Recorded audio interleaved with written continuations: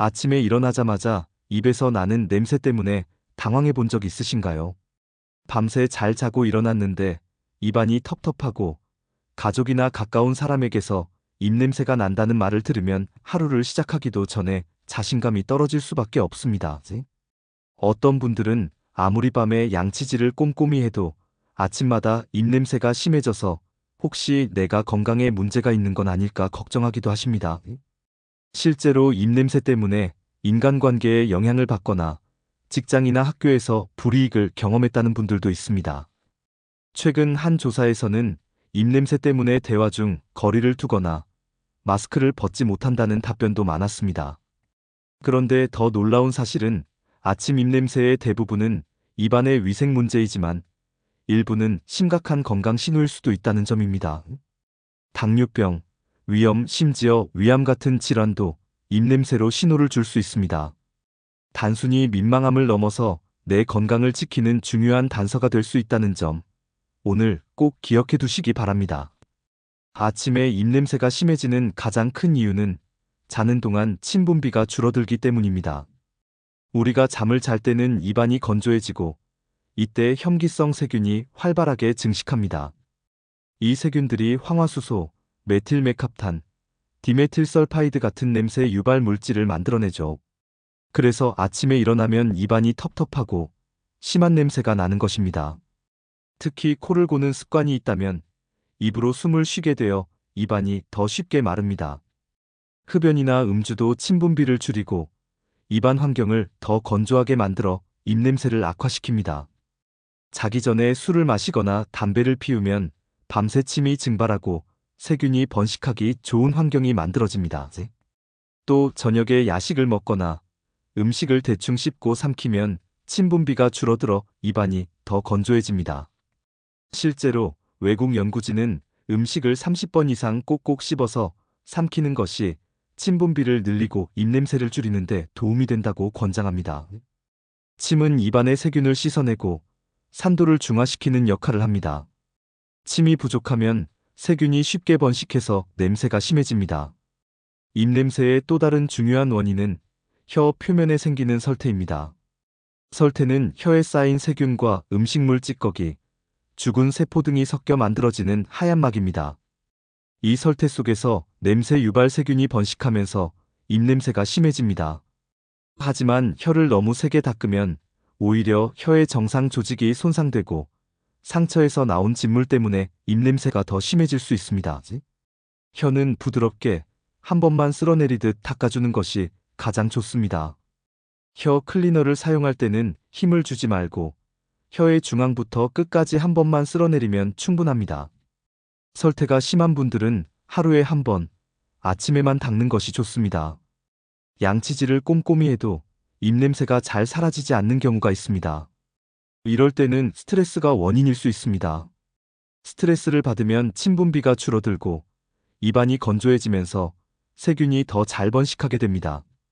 또한 역류성 식도염, 위염, 위궤양, 당뇨병 등 소화기 질환이나 대사 질환이 있을 때도 입냄새가 심해질 수 있습니다. 특히 당뇨병이 있으면 숨에서 과일 냄새나 아세톤 냄새가 날 수 있는데 이 경우 반드시 병원 진료가 필요합니다.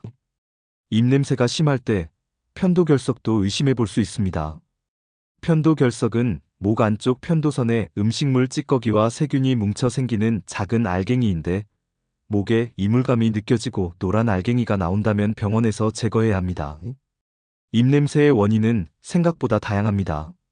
먼저 구강 내 원인을 살펴보면 치아 사이에 낀 음식물 찌꺼기, 충치, 잇몸 질환, 치석, 구강 내 염증 등이 있습니다.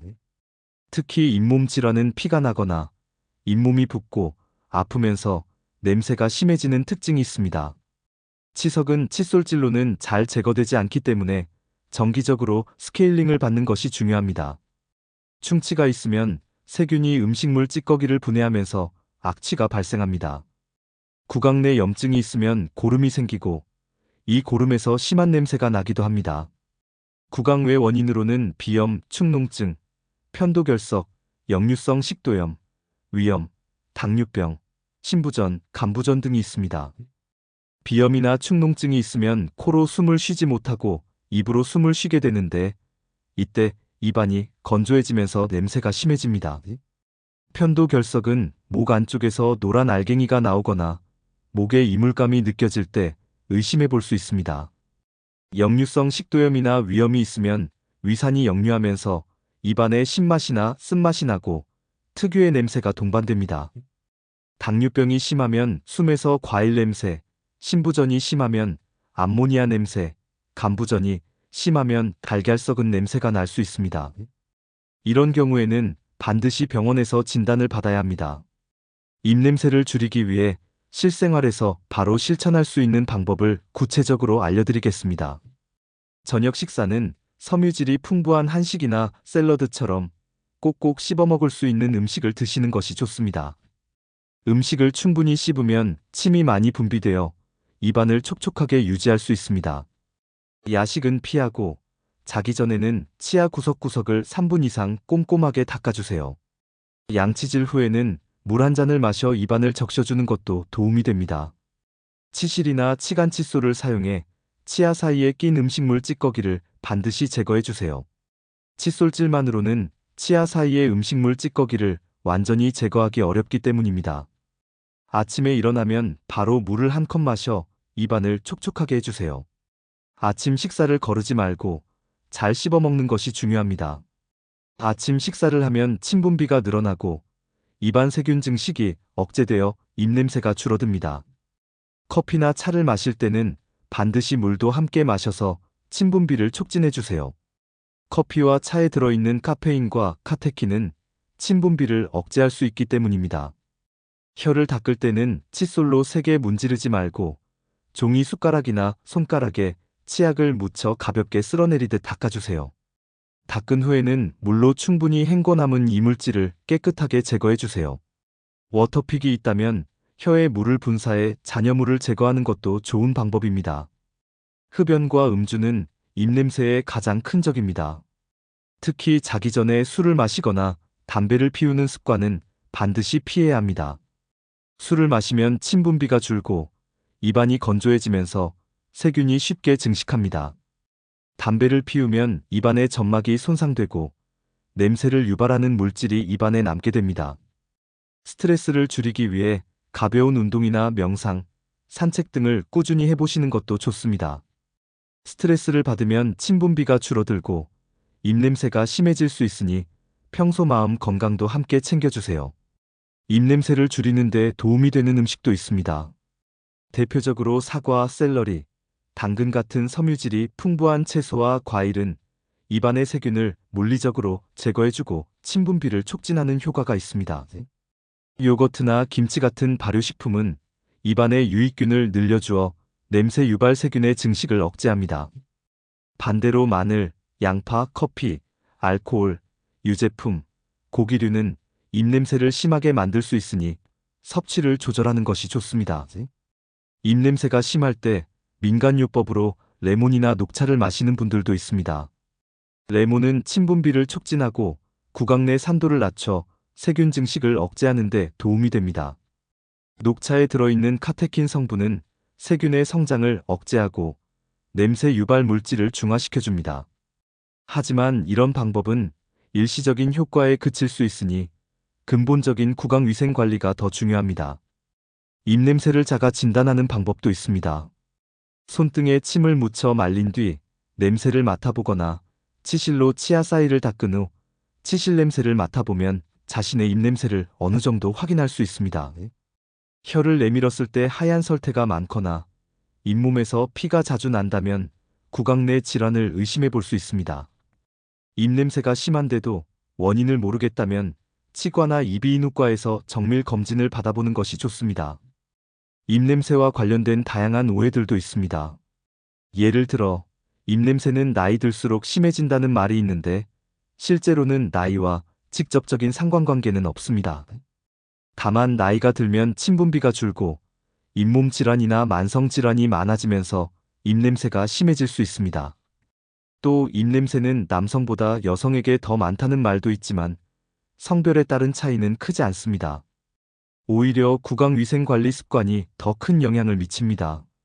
입냄새를 예방하려면 정기적으로 치과 검진을 받고 6개월에 한 번씩 스케일링을 받는 것이 좋습니다.